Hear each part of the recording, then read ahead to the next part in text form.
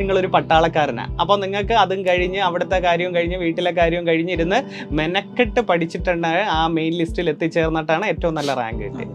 ശരിക്കും രാവിലെ എണീച്ച് പഠിക്കുമ്പോൾ നല്ല രീതിയിൽ നമുക്ക് തലക്കയറാറുണ്ട്.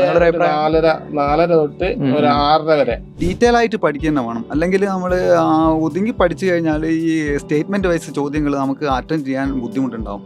ഇനി അങ്ങോട്ടേക്ക് പഠിച്ചു തുടങ്ങുന്ന കുട്ടികളുണ്ട്. അപ്പോൾ അവരെന്തൊക്കെ മാറ്റങ്ങളാണ് അവരുടെ പഠന രീതിയിൽ കൊണ്ടുവരേണ്ടത്? ഇങ്ങനെയുള്ള കാര്യങ്ങൾ കുട്ടികൾക്കൊന്ന് പറഞ്ഞു കൊടുക്കാവോ?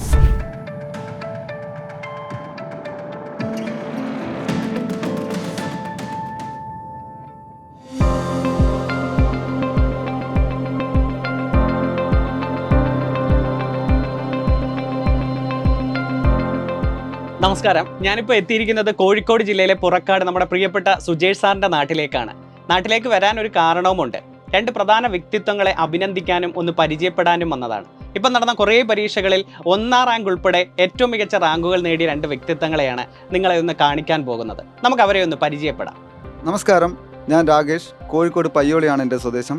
ഇക്കഴിഞ്ഞ കമ്പനി ബോർഡ് LGSൽ 1-ാം റാങ്ക്, VFA കാസർഗോഡിൽ 1-ാം റാങ്ക്, അതേപോലെ ഈ അടുത്ത കാലത്ത് റിസൾട്ട് വന്ന ബീവറേജ് LDC 2-ാം റാങ്ക്, ജൂനിയർ അസിസ്റ്റൻറ്റിൽ 26-ാം റാങ്കും ഞാൻ കരസ്ഥമാക്കിയിരിക്കുന്നു. ഞാൻ എൻട്രിയുടെ ഒരു സ്റ്റുഡൻ്റാണ്. ഒത്തിരി സന്തോഷമുണ്ട്. എൻ്റെ അടുത്ത് തന്നെ വേറൊരു റാങ്ക് ജേതാവ് കൂടി ഇവിടെ വന്നിട്ടുണ്ട്. അദ്ദേഹത്തെ പരിചയപ്പെടാം. നമസ്കാരം, എൻ്റെ പേര് അനീഷ്.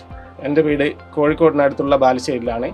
ഈ കഴിഞ്ഞ VFA പരീക്ഷയിൽ കാസർഗോഡ് 3-ാം റാങ്കും കമ്പനി ബോർഡ് LGS പരീക്ഷയിൽ 32-ാം റാങ്കും എനിക്ക് കരസ്ഥമാക്കാൻ സാധിച്ചിട്ടുണ്ട്. ഞാനൊരു എൻട്രി സ്റ്റുഡൻ്റാണ്. എനിക്ക് അതിൽ അതിയായ സന്തോഷമുണ്ട്. ഓക്കെ രാകേഷ്, ഒത്തിരി സന്തോഷമുണ്ട്. ഈ 1-ാം റാങ്ക് നേടുക എന്ന് പറഞ്ഞാൽ സ്റ്റേറ്റ് തലത്തിലുള്ള പരീക്ഷകളിലാണ് അല്ലേ?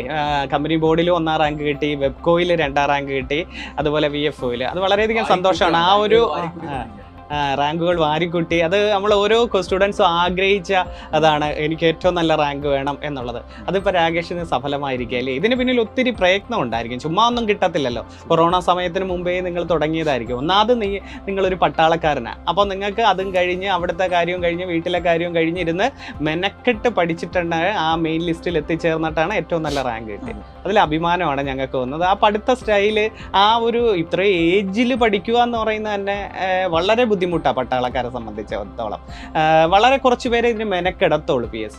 അപ്പം രാകേഷിന് ആ ഇറങ്ങിയപ്പോൾ അനുഭവങ്ങൾ എന്തായിരുന്നു? PSCയിലോട്ട് ഇറങ്ങിയപ്പോൾ ഇപ്പോൾ ഏറ്റവും നല്ല റാങ്കുകൾ നേടി. അപ്പം ഇറങ്ങുമ്പോൾ എന്തായിരുന്നു? ഇത് കിട്ടുമോ, ഇത്രയും നല്ല റാങ്ക് കിട്ടുമോ എന്നൊക്കെ ചിന്തിച്ചിരുന്നു? ഒരിക്കലില്ല സാർ. ഞാൻ 2020 ഏപ്രിൽ മാസത്തിലാണ് റിട്ടയർഡ് ആയിട്ട് വരുന്നത്. അപ്പോൾ ഞാൻ ഒരു ചെറിയ സർവീസിൽ വന്നത് കാരണം പെട്ടെന്ന് ഒരു സെറ്റിൽമെൻറ്റ്, ഫിനാൻഷ്യൽ സെറ്റിൽമെൻറ്റ് എന്തായാലും ഗവൺമെൻറ് ജോബിൽ സെക്യൂർ ആണെന്ന് അറിഞ്ഞുകൊണ്ട് തന്നെ സ്റ്റാർട്ടിങ്ങിൽ ഞാൻ ഈ PSCയിലേക്ക് ഇറങ്ങിത്തിരിക്കുകയായിരുന്നു. 2020 ഏതാണ്ട് മെയ് മാസത്തിലാണ് ഞാൻ പഠനം ആരംഭിച്ചത്. അപ്പോൾ തന്നെ എൻ്റെ ഓർമ്മ ശരിയാണെങ്കിൽ പ്രദീപ് സാറും അതേ ടൈമിൽ തന്നെയാണ് എൻട്രിയിൽ ഇന്നായിരുന്നു ഞാൻ വിശ്വസിക്കുന്നു. ആ സമയത്ത് ഞാൻ എൻട്രി ആപ്പിൽ സാറിനെ തുടർന്ന് ഫോളോ ചെയ്യാറുണ്ടായിരുന്നു. പിന്നെ LD പരീക്ഷ, മുന്നിലുള്ള പരീക്ഷ എന്ന് വെച്ചാൽ LD ക്ലർക്ക്, സിവിൽ സപ്ലൈ ഓഫീസറിൻ്റെ പരീക്ഷകളായിരുന്നു. ആ പരീക്ഷകളിൽ എനിക്ക് എന്തോ പറ്റിയെന്ന് അറിയില്ല, സ്കോർ ചെയ്യാൻ പറ്റില്ല. നല്ല രീതിയിൽ പ്രിപ്പയർ ആയിരുന്നു, ബട്ട് സ്കോർ ചെയ്യാൻ പറ്റിയില്ലായിരുന്നു.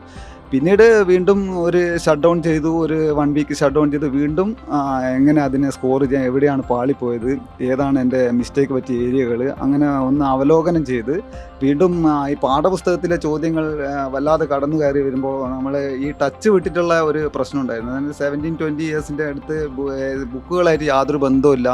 അപ്പം വീണ്ടും ഞാൻ SCRTകൾ പൊടി തട്ടിയെടുക്കാൻ തുടങ്ങി. പിന്നെ പുതിയ ടോപ്പിക്, അതായത് PSC പരീക്ഷകളിൽ നിന്ന് മാറിയിട്ട് കേരളം ഭരണ സംവിധാനം, സുപ്രധാന നിയമങ്ങൾ എന്നിവ കയറി വരികയുണ്ടായി ഇതിൽ. അപ്പോൾ അതിനെ കുറച്ച് ക്രാക്ക് ചെയ്യാൻ കുറച്ച് ബുദ്ധിമുട്ടുണ്ട്. എന്ന് വെച്ചാൽ വളരെ ഡീപ്പായിട്ടുള്ള സബ്ജക്റ്റുകളാണ്. അതിൽ വർഷങ്ങൾ കയറി വരുന്നുണ്ട്, പല സെക്ഷനുകൾ കയറി വരുന്നുണ്ട്. അപ്പോൾ അതെങ്ങനെ പഠിക്കാം, അതിന് എൻട്രിയുടെ ക്ലാസ്സുകൾ വളരെ ഉപകാരപ്രദമായി തന്നെ വേണം പറയാൻ. പിന്നെ സാറിൻ്റെ പ്രത്യേകമായിട്ടുള്ള മോട്ടിവേഷനുകൾ, സാറിൻ്റെ ടിപ്സുകൾ, അതേപോലെ സുജേഷ് സാറിൻ്റെ 200 ട്രെൻഡി ടോപ്പിക്സ്, അല്ലാതെ സാറിൻ്റെ ടിപ്സ് ക്ലാസ്സുകളുണ്ട്. സാറിൻ്റെ പറയുകയാണെങ്കിൽ ഇംഗ്ലീഷിൽ 110 കോഡുകൾ, ഓർമ്മ ശരിയാണ്, 110 കോഡുകൾ, 105 ചെറിയ അധ്യായങ്ങൾ, ഇങ്ങനെ ബേസ് ഞാൻ ആദ്യം സെറ്റാക്കി തുടങ്ങി. പിന്നെ വീണ്ടും ബേസിൽ ഒതുങ്ങിയില്ല. പിന്നെ LD ക്ലർക്കിൻ്റെയും സിവിൽ സപ്ലൈൻ്റെയും ക്വസ്റ്റ്യൻ പേപ്പർ എടുത്തു വെച്ചു. അതിൽ ഏതേത് ക്വസ്റ്റ്യനാണ് എനിക്ക് അറ്റൻഡ് ചെയ്യാൻ പറ്റാത്തത്, ആ ക്വസ്റ്റ്യനുകൾ ഞാൻ എങ്ങനെ അതിനെ പാകപ്പെടുത്തിയെടുക്കണം, ആ ഏരിയയിൽ ഇനി വീണ്ടും ഏതെല്ലാം രീതിയിൽ ക്വസ്റ്റ്യനുകൾ വരാം, അങ്ങനെയൊക്കെ ഞാൻ സെർച്ച് ചെയ്ത് വീണ്ടും പഠനം ഒന്നുകൂടി ഉഷാറാക്കിയിട്ടാണ് ഈ റാങ്കിൽ എത്തിച്ചേർന്നത്. കുറേ ഗ്യാപ്പിന് ശേഷമാണ് നിങ്ങൾ ഇറങ്ങി തിരിച്ചത്. അപ്പോൾ നിങ്ങൾക്ക് ആ ഒരു മനസ്സിൽ ഫ്രഷ് കുറേ കുട്ടികളുണ്ട്, അവരുമായിട്ട് എങ്ങനെയാണ് മത്സരിക്കുന്നത്, അവരുടെ ഇടയിൽ മത്സരിച്ചാൽ എനിക്ക് കിട്ടും, ഇങ്ങനെയൊക്കെയുള്ള തോന്നലുകൾ നിങ്ങൾക്ക് വന്നിട്ടുണ്ടായിരുന്നു? അതോ മനസ്സങ്ങ് അർപ്പിച്ചതായിരുന്നു ഇതിലോട്ട് ഇറങ്ങാൻ? തീർച്ചയായിട്ടും അങ്ങനെ തന്നെ ഉണ്ടായിരുന്നു. ആ തോന്നലുണ്ടാവും, സ്വാഭാവികമായിട്ടുണ്ടാവും. അപ്പോൾ നമ്മൾ അതിന് ചെയ്യാൻ പറ്റുകയെന്ന് വെച്ചാൽ ഒരു മാക്സിമം ടൈം ഇതിന് ഇൻവെസ്റ്റ് ചെയ്യാൻ വേണ്ടി ശ്രമിക്കുക എന്നുള്ളതാണ്. ഉറക്കുകൾ കുറയ്ക്കുക, പിന്നെ ടൈം ഇൻവെസ്റ്റ് ചെയ്യുക, വായിച്ച് റിവിഷൻ ചെയ്ത് അത് സെറ്റാക്കുക. പിന്നെ മാത്സിന് ഇമ്പോർട്ടൻസ് കൊടുക്കുക. സാറ് പറയുന്ന പോലെ തന്നെ ഞാൻ ശ്രദ്ധിക്കുന്ന വേറൊരു കാര്യം എന്ന് വെച്ചാൽ എല്ലാ ദിവസവും എല്ലാ ടോപ്പിക്കിലൂടെയും കടന്നു പോകാൻ ശ്രമിക്കാറുണ്ട്. അതായത് മലയാളം, ഇംഗ്ലീഷ്, കുറച്ച് സമയമാണെങ്കിൽ കുറച്ച് സമയം, അരമണിക്കൂർ അല്ലെങ്കിൽ 1 hour എങ്കിലും അതിന് ഇംഗ്ലീഷ്, മാത്സ്, മലയാളം, പിന്നെ കറണ്ട് അഫയേഴ്സിന് കൂടുതൽ ഇമ്പോർട്ടൻറ്റ് കൊടുക്കാൻ തുടങ്ങി. പത്രവാർത്തകൾ നോട്ട് ചെയ്ത് അതും റിവിഷൻ സെക്ഷൻ കൊണ്ടുവരാൻ തുടങ്ങി. പിന്നെ പരീക്ഷ അടുത്ത് വരുമ്പോൾ ചെയ്യുന്നത് വെച്ചാൽ പിന്നെ ഒരു ദിവസം ഒരു മന്ത്ലി കറണ്ട് അഫയേഴ്സ് ഒരു 1 hour 2 hour കവർ ചെയ്ത് അങ്ങനെ ഒരു റിവിഷൻ സെക്ഷൻ കൂടി ഞാൻ അതിൽ എടുത്തു വരാൻ ശ്രമിച്ചിട്ടുണ്ട്. അപ്പം നേരത്തെ പറഞ്ഞല്ലോ പഠിച്ചു തുടങ്ങിയപ്പോൾ തന്നെ എൻട്രിയിൽ കുറേ പ്രത്യേകത ഉണ്ടാകുന്നത്. ഇത് നല്ല മാറ്റം ഉണ്ടായിരുന്നു, അതോ കുറേ പ്രത്യേകത ഉള്ളതായിരുന്നു അല്ലേ? ഓരോ ഇപ്പം പ്രീവിയസ് ക്വസ്റ്റ്യൻ പേപ്പർ കിടപ്പുണ്ട്, സ്കൂൾ ടെസ്റ്റിൻ്റെ ഒരു ചാർട്ട് തന്നെ കിടപ്പുണ്ട്, അതുപോലെ മോക്ക് ടെസ്റ്റുകൾ ഇഷ്ടം പോലെ ചെയ്യായിരുന്നു, അതുപോലെ OMR ടെസ്റ്റ്, ഇതൊക്കെ ഒത്തിരി പ്രയോജനപ്പെട്ടായിരുന്നു. പിന്നെ ഓരോ സാറുമാരും തരുന്ന ഒരു മോട്ടിവേഷൻ ഉണ്ടല്ലോ. ഞങ്ങൾ അത്രമാത്രം കൊറോണ സമയത്തൊക്കെ നിങ്ങൾക്ക് വേണ്ടി അന്നൊക്കെ റെക്കോർഡഡ് ക്ലാസ്സുകളായിരുന്നു അല്ലേ? കൊറോണ സമയത്തൊക്കെ അതൊക്കെ പ്രയോജനപ്പെട്ടായിരുന്നു. എൻട്രിയിലെ 2-3 ഫീച്ചർ എടുത്ത് പറയേണ്ടതുണ്ട്. ഒന്ന് വെച്ചാൽ ടോപ്പിക് വൈസ് എക്സാം. നമ്മളിപ്പോൾ ഒരു ടോപ്പിക്ക് പഠിച്ചു കഴിഞ്ഞാൽ അതിൽ എത്രത്തോളം നമ്മൾ കവർ ചെയ്യാണ്ടെന്ന് ചെയ്യാൻ വേണ്ടിയിട്ട് അതിൽ ടോപ്പിക് വൈസ് എക്സാം ഞാൻ അറ്റൻഡ് ചെയ്യാറുണ്ട്, അതിൽ അനാലിസിസ് നടത്താറുണ്ട്. അല്ലാതെ ലൈവ് എക്സാമുകൾ വളരെ പ്രയോജനപ്പെടും. എന്താണെന്ന് വെച്ചാൽ ഓൾ കേരളയിൽ എല്ലാവരും അറ്റൻഡ് ചെയ്യുമ്പോൾ നമ്മൾ റാങ്ക് എവിടെ എത്തി, നമ്മൾ എവിടത്തം വരെ ഇനി എത്തിപ്പെടാനുണ്ട്, ആ ഒരു കമ്പാരിസൺ ചെയ്യാനുള്ള ഒരു ഓപ്ഷൻ അതിലുണ്ടായിരുന്നു. പിന്നെ വീഡിയോ ക്ലാസ്സുകൾ നമ്മൾ വീക്കായുള്ള ടോപ്പിക്കുകളിൽ നിർബന്ധമായിട്ടും വീഡിയോ ക്ലാസ്സുകൾ കാണാറുണ്ട്. പിന്നെ ടിപ്സ് ക്ലാസ്സുകൾ, രഞ്ജിത്ത് സാറിൻ്റെ ഇംഗ്ലീഷ് ടിപ്സ് യൂട്യൂബിലും ചെയ്യാറുണ്ട് സാറ്, അല്ലാതെ ടോപ്പിക് വൈസ് ക്ലാസ് ആപ്പിലും ചെയ്യാറുണ്ട്. സാറ് പ്രത്യേകം എടുത്ത് പറയാറുണ്ട്, യൂട്യൂബിൽ ചെയ്ത ടിപ്സ് ക്ലാസ്സുകൾ പ്രത്യേകം നോട്ട് ഉണ്ടാക്കിയിട്ട് അതിൽ നിന്നുള്ള മാർക്കുകൾ നിങ്ങൾ മിസ് ചെയ്യാൻ പാടില്ല. അങ്ങനെ ഞാൻ ആ നോട്ടുകൾ പ്രത്യേകം ഉണ്ടാക്കിയിരുന്നു. അല്ലാതെ സാറിൻ്റെ നോട്ട്, സുജേഷ് സാറിൻ്റെ നോട്ട്, എൻ്റെ കയ്യിൽ നോട്ട് കണ്ടു കഴിഞ്ഞാൽ ഞെട്ടിപ്പോവും, അത്രയും നോട്ടുകൾ ഞാൻ ഉണ്ടാക്കി വെച്ചിട്ടുണ്ട്. അപ്പോൾ വെച്ചാൽ ഫുൾ ടൈം ഇൻവെസ്റ്റ്മെൻറ്റ് തന്നെയാണ് ഇതിന്. ചെറിയ കുട്ടികളായിട്ട് മത്സരിക്കുമ്പോൾ നമ്മളൊന്ന് ശ്രദ്ധിച്ചത് ഇതിൽ ഫുൾ ടൈം ഇൻവെസ്റ്റ് ചെയ്യുക, മാക്സിമം ടൈം നമ്മൾ പഠനത്തിനായി മാറ്റി വെക്കുക, കുറച്ച് സമയത്തേക്കെങ്കിലും. അപ്പോൾ സാർ പറഞ്ഞ പോലെ തന്നെ വളരെയധികം ഫീച്ചേഴ്സും കാര്യങ്ങളൊക്കെ അതായത് രീതിയിൽ ഉപയോഗിച്ച് വളരെയധികം കഷ്ടപ്പെട്ടിട്ടാണ് മൂപ്പര് ഇത് നേടിയെടുത്തിരിക്കുന്നത്. അപ്പോൾ ഇനി അങ്ങോട്ടേക്ക് പഠിച്ചു തുടങ്ങുന്ന കുട്ടികളുണ്ട്. അപ്പോൾ അവരെന്തൊക്കെ മാറ്റങ്ങളാണ് അവരുടെ പഠന രീതിയിൽ കൊണ്ടുവരേണ്ടത്, എന്തൊക്കെ കാര്യങ്ങൾ അവരുടെ ഒരു മുന്നോട്ടേക്ക് പോകുമ്പോൾ അവർ ശ്രദ്ധിക്കേണ്ടതായിട്ടുണ്ട്, ഇങ്ങനെയുള്ള കാര്യങ്ങൾ കുട്ടികൾക്കൊന്ന് പറഞ്ഞു കൊടുക്കാമോ?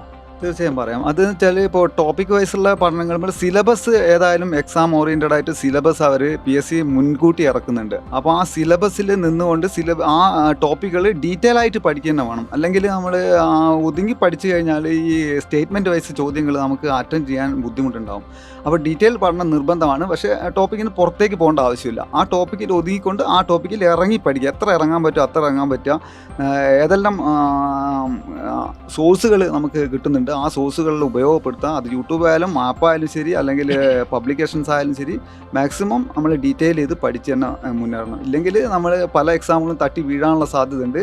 വീണ് കഴിഞ്ഞാൽ നിങ്ങൾ പേടിക്കേണ്ട ആവശ്യമൊന്നുമില്ല. ഏത് ഭാഗത്താണ് നമ്മൾ വീക്ക്നെസ് അത് മനസ്സിലാക്കിക്കൊണ്ട് അടുത്ത പരീക്ഷകൾക്ക് നല്ല ഡീപ്പായിട്ടുള്ളൊരു പ്രിപ്പറേഷൻ നടത്തി കഴിഞ്ഞാൽ ഉറപ്പായിട്ടും സ്കോർ ചെയ്യാൻ പറ്റും. ഇപ്പോഴത്തെ ട്രെൻഡ് എന്താണെന്ന് വെച്ചാൽ ഒരു പരീക്ഷ, ഒരു സെറ്റ് ഓഫ് എക്സാം കഴിഞ്ഞാൽ കുറച്ച് ടൈം കിട്ടുന്നത്, ഒരു 6 month, next set of exam നമ്മൾ കംപ്ലീറ്റ് എക്സാം നമുക്ക് ക്ലിയർ ചെയ്യാൻ പറ്റും. രാകേഷ്, വളരെ സന്തോഷം. ഇത്രയും റാങ്കുകൾ ഇങ്ങനെ വാരിക്കൂട്ടിക്കൊണ്ടിരിക്കുകയാണ്. ഇനിയും പിന്നാലെ വരാനുണ്ടാവും. ഇനി ഏതെങ്കിലും ഉണ്ടോ? ഏതെങ്കിലും പരീക്ഷകൾ അറ്റൻഡ് ചെയ്ത റിസൾട്ട് വരാനുണ്ടോ ഇനി? നിലവിൽ ഇല്ല സാർ. എന്താ വെച്ചാൽ ഫിസിക്കലുള്ള എക്സാം എല്ലാം ഞാൻ സ്കിപ്പ് അടിച്ചത് കൊണ്ട് തന്നെ, അല്ലെങ്കിൽ അതിലും അത്യാവശ്യം റാങ്കുകൾ കിട്ടേണ്ടതായിരുന്നു. ഞാൻ beat forest officer short list ചെയ്തിട്ടുണ്ട്, assistant prison officer short list ചെയ്താണ്, പോലീസ് ഷോർട്ട് ലിസ്റ്റ് ചെയ്താണ്. അതിപ്പം ഫിസിക്കൽ ഒരു താല്പര്യമില്ലാത്തത് കൊണ്ട് ഞാൻ ബാക്കൗട്ടാണ്. ഇപ്പോൾ ചെയ്തുകൊണ്ടിരിക്കുന്ന ജോലി സാറ്റിസ്ഫൈഡ് ആണ്. ഞാനിപ്പോൾ പോസ്റ്റൽ അസിസ്റ്റന്റ് ആയിട്ട് കൊയിലാണ്ടി ഹെഡ് പോസ്റ്റ് ഓഫീസിൽ ജോലി ചെയ്തുകൊണ്ടിരിക്കുന്നു. നല്ല ജോലിയാണല്ലോ. അപ്പോൾ നമുക്ക് എന്താണ് അനീഷിൻ്റെ സ്ഥിതിഗതികൾ എന്നുള്ള ചോദിച്ചു നോക്കാം. എന്താണ് അനീഷ്, എങ്ങനെയാണ് കാര്യങ്ങൾ, എങ്ങനെയായിരുന്നു തുടക്കം? ഞാൻ 2020 17 വർഷത്തെ സർവീസിന് ശേഷമാണ് റിട്ടയർഡ് ആകുന്നത്. അതിനുശേഷം ഒരു ജോലി എന്നുള്ള ആഗ്രഹത്തിലാണ് ഞാൻ നാട്ടിലേക്ക് റിട്ടയർമെൻ്റായി വന്നത്, അതും സർക്കാർ ജോലി വേണമെന്നുള്ള ആഗ്രഹത്തിൽ. അങ്ങനെ ഒരു ദിവസം ഈ പ്രദീപ് സാറിൻ്റെ ഒരു ക്ലാസ്, യൂട്യൂബിലുള്ള ഒരു ക്ലാസ് ഞാൻ കാണുവാനിടയുണ്ടായി. അതിൻ്റെ മോട്ടിവേഷനെല്ലാം സാർ പറയുന്നുണ്ട്. എനിക്ക് കിട്ടിയിട്ടുണ്ടെങ്കിൽ നിങ്ങൾക്കെല്ലാവർക്കും ഇത് നേടാൻ കഴിയും എന്നുള്ള ഒരു ആത്മവിശ്വാസം സാറിൻ്റെ ക്ലാസ്സിൽ സാർ കുട്ടികൾക്ക് പകർന്നു നൽകുന്നുണ്ട്. അങ്ങനെ ഞാനും ഇനി ഒരു PSCയിലേക്ക് ഒരു ശ്രമം നടത്തിയാലോ എന്നുള്ള രീതിയിലാണ് എൻട്രി ആപ്പിൻ്റെ സബ്സ്ക്രിപ്ഷൻ എടുത്ത് പഠിക്കാൻ തുടങ്ങിയത്. അതിൽ നിന്ന് തന്നെ ഒരുപാട് ബേസ് കാര്യങ്ങളെല്ലാം ഞാൻ പഠിച്ചെടുത്തത് എൻട്രി ആപ്പിൽ നിന്ന്. പൂർണ്ണമായിട്ടും ക്ലാസ്സുകൾ കണ്ടു തന്നെയാണോ പഠിക്കുക, അല്ലെങ്കിൽ അതോടൊപ്പം തന്നെ വായനയും കാര്യങ്ങളും എങ്ങനെയാണ്? മൊത്തം വീഡിയോ ക്ലാസ്സിനെ ആശ്രയിച്ചാണോ അല്ലെങ്കിൽ? അല്ല, മൊത്തം വീഡിയോ ക്ലാസ്സിനെ ആശ്രയിച്ചല്ല. രാവിലെ ഇരുന്ന് ഏതെങ്കിലും ഒരു പ്രസിദ്ധീകരണത്തിൽ വെച്ചിട്ടാണ് ഞാൻ തുടങ്ങുന്നത്. ഗൈഡ് നോക്കി പഠിക്കും. അതിനുശേഷം വേണ്ട ക്ലാസ്സുകൾ മാത്രം, ആവശ്യമായ ക്ലാസ്സുകൾ മാത്രം എൻട്രിയിൽ സെലക്ട് ചെയ്ത് കാണുന്നതാണ്. അതുപോലെ ഈ രഞ്ജിത്ത് സാറിൻ്റെ, സുജേഷ് സാറിൻ്റെ, പ്രദീപ് സാറിൻ്റെ എല്ലാം ക്ലാസ്സുകൾ എനിക്ക് വളരെയധികം പ്രയോജനപ്പെട്ടിട്ടുണ്ട്. രഞ്ജിത്ത് സാറിൻ്റെ ടിപ്സുകൾ. മാത്സൊക്കെ ഓൾറെഡി നല്ല ബാക്ക്ഗ്രൗണ്ട് ഉണ്ടായിരുന്നു ആദ്യം? മാത്സിന് അത്യാവശ്യം ആവശ്യമുള്ള ക്ലാസ്സുകൾ ഞാൻ കണ്ടിട്ടുണ്ട്, സാറിൻ്റെ ക്ലാസ്സുകളൊക്കെ കണ്ടിട്ടുണ്ട്. പക്ഷേ എല്ലാ ക്ലാസ്സുകളും പൂർണ്ണമായും ക്ലാസ്സുകളെ മാത്രം ഡിപ്പെൻഡ് ചെയ്തതല്ല. അതിനുശേഷം നോട്ട് എഴുതി ആവശ്യത്തിന് വേണ്ട കാര്യങ്ങളെല്ലാം നോട്ട് എഴുതി വെച്ചിട്ട് തന്നെയാണ് ഞാൻ പഠനം തുടങ്ങിയത്. രാകേഷ് പറഞ്ഞ പോലെ തന്നെ നോട്ട്സിന്റെ ഒരു ശേഖരം തന്നെ ഉണ്ടാവും അല്ലേ? അപ്പൊ ഏതൊരു PSC ഉദ്യോഗാർത്ഥി ആയാലും ഓരോ വിഷയങ്ങളും കാര്യങ്ങളൊക്കെ എഴുതിയിട്ടുള്ള നോട്ടുകൾ ഉണ്ടാവും. ശരിക്കും തൊട്ടടുത്തുള്ള നിങ്ങളൊക്കെ സുഹൃത്തുക്കൾക്ക് ശരിക്കും അത് പ്രയോജനപ്പെടുത്താവുന്നതാണ്. ശരിക്കും അങ്ങനെയൊക്കെ ആരെങ്കിലുമൊക്കെ വന്നു കഴിഞ്ഞാൽ അവർക്ക് അതിനുള്ള സഹായങ്ങളും കാര്യങ്ങളൊക്കെ ചെയ്തു കൊടുക്കും. വിഷയത്തിന്റെയും നോട്ടുകൾ എഴുതി വെച്ചിട്ടുണ്ട്. കറന്റ് അഫയേഴ്സിന്റെ വേറെ ഒരു റാങ്ക് ജേതാവിന്റെ നോട്ട് എന്ന് പറഞ്ഞു കഴിഞ്ഞാൽ അതൊരു അത്രയധികം സെറ്റ് ഓഫ് സാധനം തന്നെയായിരിക്കുമല്ലോ വന്നിട്ടുണ്ട്. ഇതെല്ലാം പല തവണയായി റിവിഷൻ ചെയ്യേണ്ടതും ചെയ്തുകൊണ്ടാണ് ഇതെല്ലാം ഉറപ്പിച്ച് നിർത്തുന്നത്. കുറച്ച് ദിവസം കഴിയുമ്പോൾ ഇത് ഓട്ടോമാറ്റിക്കായിട്ട് മറക്കാൻ തുടങ്ങും. പിന്നെ ഈ വീഡിയോ ക്ലാസ്സുകൾ, പ്രദീപ് സാറിന്റെ ചില വീഡിയോ ക്ലാസ്സുകളുണ്ട്. ഒരുപാട് കാര്യങ്ങൾ ഒരു ക്ലാസ്സിൽ സാർ പറഞ്ഞുകൊണ്ട് ക്ലാസ്സുകളുണ്ട്, റിവിഷൻ ക്ലാസ്സുകൾ. ഈ 1969 പറ്റി പറയുകയാണെങ്കിൽ ആ 69 കാര്യങ്ങളെല്ലാം തന്നെ ഒരു 2 മിനിറ്റ് കൊണ്ട് ഓടിച്ചിട്ട് പറയുന്നത്, അതെല്ലാം വളരെ എക്സാം ഹാളിൽ ഇരിക്കുമ്പോൾ അതെല്ലാം വളരെ നമ്മുടെ ചെവിയിൽ അതിങ്ങനെ കറക്റ്റായിട്ട് ഈ ക്വസ്റ്റ്യനിലേക്ക് വന്നിട്ട് ആ ചെവിയിൽ എത്തുന്ന മാതിരി എനിക്ക് തോന്നിയിട്ടുണ്ടാവില്ല. അതിൽ വളരെ ഹെൽപ്പ് ചെയ്യുന്നുണ്ട്. അതാണ് ഈ മോഡൽ എക്സാമുകളൊക്കെ മാക്സിമം ചെയ്യാറുണ്ടായിരുന്നു. എക്സാം രാവിലെ ഫസ്റ്റില് ഒരു സെൻട്രൽ പോയിട്ടാണ് ഞാൻ കമ്പൈൻ സ്റ്റഡി നടത്തിയിരുന്നത്. അവിടെ ചെന്ന് കഴിഞ്ഞാൽ ആദ്യം ഒരു മണിക്കൂർ മോഡൽ എക്സാം ചെയ്തിട്ടാണ്, പിന്നെ ഉച്ചയ്ക്ക് ശേഷം ഓരോ മണിക്കൂർ ഇംഗ്ലീഷ്, മലയാളം, കണക്ക്, ഇതിനു വേണ്ടി 1 മണിക്കൂർ നിർബന്ധമായി മാറ്റി വെച്ചിട്ടുണ്ട്. ഓരോ ദിവസവും ഓരോ ടോപ്പിക് വെച്ചിട്ടാണ് പഠിച്ചത്. ഒരു ദിവസം പഠിക്കാൻ എന്താണോ തീരുമാനിച്ചത് അന്ന് തന്നെ പഠിച്ച് തീർത്ത് അതിൻ്റെ എക്സാം അറ്റൻഡ് ചെയ്യുന്ന അങ്ങനെയുള്ള ശീലങ്ങൾ ഉണ്ടായിരുന്നു? അല്ലെങ്കിൽ നമ്മൾ അന്നത്തെ അതായത് എത്ര സമയമുണ്ടോ ആ സമയത്തോളം പഠിക്കുക, അങ്ങനെ ഒരു മെന്റാലിറ്റി ആയിരുന്നു? അല്ലെങ്കിൽ ഓരോ ദിവസത്തെയും ഞാൻ ആദ്യമേ ടാർഗറ്റ് വെക്കും, ഒരു സ്റ്റഡി പ്ലാൻ അങ്ങനെ വെച്ചുകൊണ്ട് ഓരോ മണിക്കൂർ ഓരോ വിഷയത്തിലും അങ്ങനെ ചെയ്തുകൊണ്ടാണ് പഠിച്ചത്. രാവിലെ ഞാൻ എണീച്ചു പഠിച്ചിട്ടുണ്ടായിരുന്നു. അത് കഴിഞ്ഞിട്ടാണ് സെന്ററിലേക്ക് പോകുന്നത്. അവിടെ നിന്ന് വന്ന പല കുട്ടികളും ചോദിക്കുന്ന ഒരു കാര്യമാണിത്. അതായത് ഈ സമയത്ത് പഠിക്കുന്ന, ഞാൻ പറയാറുണ്ട് ഇവരോടൊക്കെ, അതായത് ഓരോരുത്തരുടെ സ്ഥിതിഗതികളൊക്കെ വ്യത്യാസമായിരിക്കും, ഓരോരുത്തരുടെ രീതികൾ വ്യത്യാസമായിരിക്കും, എല്ലാം വ്യത്യാസമായിരിക്കും. എങ്കിൽ പോലും നിങ്ങളുടെ അനുഭവത്തിൽ നിന്ന് ഏറ്റവും നമുക്ക് പ്രൊഡക്റ്റീവായിട്ടുള്ള അവേഴ്സ് എന്ന് പറയുന്നത് എൻ്റെ ഒരു അഭിപ്രായത്തിൽ ശരിക്കും രാവിലെ എണീച്ച് പഠിക്കുമ്പോൾ നല്ല രീതിയിൽ നമുക്ക് തലക്കയറാറുണ്ട്. നിങ്ങളുടെ അഭിപ്രായം? 4:30 തൊട്ട് ഒരു 6:30 വരെ 2 മണിക്കൂർ ഓരോ ടോപ്പിക്. അതായത് ഇന്ന് ഭരണ സംവിധാനമാണെങ്കിൽ നാളെ ഭരണഘടന, അങ്ങനെ ആ 2 മണിക്കൂർ അതിനു വേണ്ടി മാത്രമാണ് പ്രയോജനപ്പെടുത്തിയത്. അത് കഴിഞ്ഞ ശേഷം ബുദ്ധിമുട്ടുള്ള വിഷയങ്ങൾ രാവിലെ പഠിക്കാനുള്ള രീതിയിൽ. അതേപോലെ തന്നെ വൈകിട്ട് വന്ന ശേഷമാണ് ഞാൻ എൻട്രിയിൽ വേണ്ട ക്ലാസ്സുകൾ സെലക്റ്റഡ് ആയിട്ട് പ്രദീപ് സാറിന്റെ ആയാലും സുജേഷ് സാറിന്റെ ആയാലും അതുപോലെ മറ്റു സാറുമാരുടെയും ക്ലാസ്സുകൾ ഏതെല്ലാം ടോപ്പിക്കിലാണോ നമുക്ക് ആവശ്യം. സയൻസ് ബാക്ക്ഗ്രൗണ്ട് എനിക്ക് കുറവായതുകൊണ്ട് തന്നെ സയൻസിന്റെ തന്നെ ഒരുപാട് സാറിന്റെ ടിപ്പുകൾ, അതെല്ലാം ഈ ബിക്കാച്ചാമ്, പാചക അതുപോലുള്ള ട്രിപ്പുകളെല്ലാം വളരെയധികം ഹെൽപ്ഫുൾ ആയിരുന്നു. അങ്ങനെയെല്ലാമാണ് ഈ റാങ്കിലേക്ക് എത്തിച്ചേരാൻ സാധിച്ചത്. കറണ്ട് അഫയേഴ്സിന്റെ കാര്യങ്ങൾ എങ്ങനെയാണ്? കറണ്ട് അഫയേഴ്സ് പത്രവാർത്ത എഴുതി നോട്ട് ഓരോ ദിവസവും ഓരോ മാസത്തെയും എന്നിട്ട് റിവിഷൻ ചെയ്തിട്ട് അതിന്റെ ഒരു എക്സാം സെന്ററിൽ വെച്ച് നടത്താറുണ്ട്. പത്രവാർത്ത അത് ഉപകാരപ്പെട്ടിട്ടുണ്ട്. Model exam ഉപകാരപ്പെട്ടു. പിന്നെ അനീഷ, പിന്നെ എൻട്രിയിലെ ഈ വീഡിയോ ക്ലാസ്സുകളല്ലാതെ വേറെ എന്തൊക്കെ ഫീച്ചേഴ്സ് ഏതൊക്കെ രീതിയിലാണ് ഉപയോഗിച്ചിട്ടുള്ളതെന്ന്? എൻട്രിയിലെ പ്രീവിയസ് ഇയേഴ്സ് ക്വസ്റ്റ്യൻസ് ഞാൻ ആഴ്ചയിൽ 2-3 ക്വസ്റ്റ്യൻസ് ഞാൻ വർക്ക്ഔട്ട് ചെയ്യാറുണ്ടായിരുന്നു. അതുപോലെ ഈ ലൈവ് എക്സാം മാക്സിമം രാകേഷ് പറഞ്ഞ പോലെ തന്നെ ലൈവ് എക്സാമിൽ അതൊരു രസമാണല്ലോ, നമുക്ക് മറ്റുള്ളവരായിട്ട് കമ്പയർ ചെയ്ത് നമ്മളെ റാങ്ക് എത്രത്തോളം ഉണ്ട് എന്നൊക്കെ അറിയാം. ട്രെൻഡി ക്വസ്റ്റ്യൻസ് എല്ലാം കിട്ടുന്നത് ലൈവ് എക്സാമിലാണ്. സ്റ്റേറ്റ്മെന്റ് അത്യാവശ്യത്തിന് കുറച്ചെങ്കിലും ഒരു സ്റ്റേറ്റ്മെന്റ് ക്വസ്റ്റ്യനും നമ്മൾ ഒരു പുതിയ പാറ്റേണിലേക്ക് വന്നല്ലോ. 2020 ശേഷം PSC മാറി. അപ്പോൾ ഈ പഴയ പ്രീവിയസ് മാത്രം പഠിച്ചിട്ട് PSC ക്രാക്ക് ചെയ്യാന്നുള്ള ഒരു ഇതില്ല. പിന്നെ നമ്മൾ വന്നിട്ട് SCRT അതുപോലെ പ്രസ്താവന ചോദ്യങ്ങളായിട്ട് ഇടപഴകേണ്ടി വന്നു. അങ്ങനെ ആ ഒരു പുതിയ ഒരു അവസരം കൂടിയായെന്ന് എനിക്ക് തോന്നുന്നത്. അതായത് ഞങ്ങളെ ഞാൻ എപ്പോഴും പറയാറുണ്ടായിരുന്നു, ആ മാറ്റം വരുന്ന സമയത്ത് ഇത് അവിടെ നിന്ന് കഴിഞ്ഞാൽ നമ്മൾ രക്ഷപ്പെടും. അപ്പൊ അത് എന്താണെന്ന് വെച്ചാൽ അങ്ങനെ നേടിയെടുത്ത പോരാളികളാണ് നിങ്ങൾ. ശരി, പുതിയ ആൾക്കാരും പഴയ ആൾക്കാരും എല്ലാം തുല്യരായി മാറി ആ മാറ്റത്തിലൂടെ. അപ്പൊ അവിടെ ആരാണോ സർവൈവ് ചെയ്ത് അവര് മുന്നോട്ട് പോയി എന്നുള്ളതും കൂടി ഇതിന്റെ ഒരു വസ്തുതയാണ്. അതാണ് പോയിന്റ്. അത് ഞാൻ ആ സമയത്ത് പലതവണ വീഡിയോയിൽ പറഞ്ഞതാണ്. ഇങ്ങനെ ഒരു മാറ്റം വരുമ്പോൾ പേടിച്ച് ഓടാതെ അവിടെ നിന്ന് കഴിഞ്ഞാൽ തന്നെ ചിലപ്പോൾ നമുക്ക് വിജയിക്കാൻ പറ്റും. അവിടെ ധൈര്യത്തോടെ നിൽക്കുക എന്നുള്ളതാണ്. അപ്പോൾ അത് ചെയ്ത് ആ ഒരു വിജയം നേടിയെടുത്ത ആളുകളാണ് നിങ്ങൾ. അപ്പം എല്ലാവിധ അഭിനന്ദനങ്ങളും. ഇനി അങ്ങോട്ടേക്കുള്ള ജീവിതയാത്രയിലും ഇനിയും പല ലക്ഷ്യങ്ങളും. അനീഷ്, എന്താണ് ഇനി ടാർഗറ്റ് ചെയ്യുന്ന വേറെ പോസ്റ്റുകളുണ്ടോ?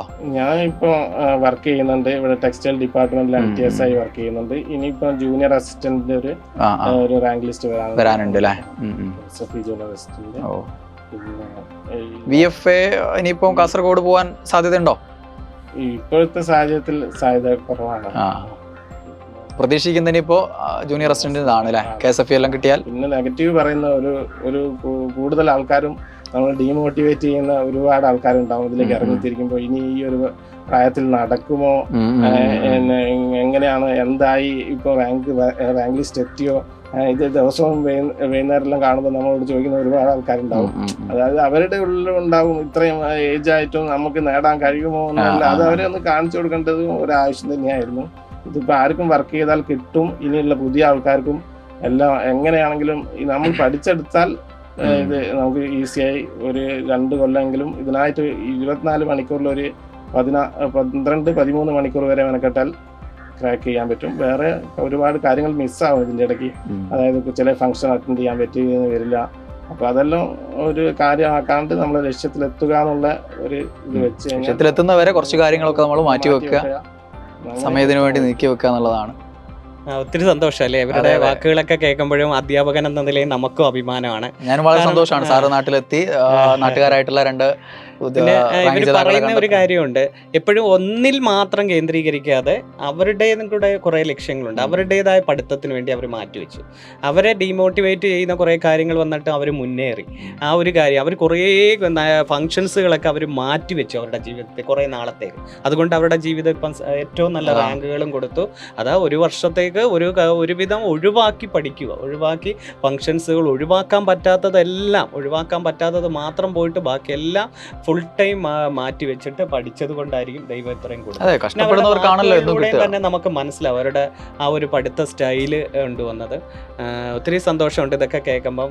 ഇതുപോലുള്ള ഇനിയും ഒത്തിരി റാങ്ക് ജേതാക്കൾ നമുക്ക് ഉണ്ടാകും. അവർക്കൊരു പ്രചോദനമാണ് ഇവരുടെ ഈ വാക്കുകൾ എന്ന് പറയുന്നത്. ഇനിയും നിങ്ങൾ ഉയരങ്ങളിലെത്തട്ടെ, നല്ല കുറേ റാങ്കുകൾ നിങ്ങൾക്ക് കിട്ടട്ടെ എന്നും ഇനിയും പരീക്ഷകൾ എഴുതുക, വലിയ പോസ്റ്റിൽ ആഗ്രഹിക്കുന്നത് വരെ എത്തിച്ചേരുന്നത് വരെ പഠിച്ചുകൊണ്ടേയിരിക്കുക. ഇപ്പം ഒരു വഴിത്തിരിവായിട്ട് ഏറ്റവും നല്ല റാങ്കുകൾ തന്നിരിക്കുകയാണ്. ഓക്കെ, അതേപോലെ തന്നെ ഇനിയും മികച്ച റാങ്കുകൾ നേടിയിട്ടുള്ള പല ഉദ്യോഗാർത്ഥികളെയും നമുക്ക് കാണാനുണ്ട് സാറെ പോയിട്ട്. അപ്പോൾ അവരൊക്കെ വിജയ കഥകളുമായിട്ട് നമുക്ക് വീണ്ടും കാണാം. Okay, by.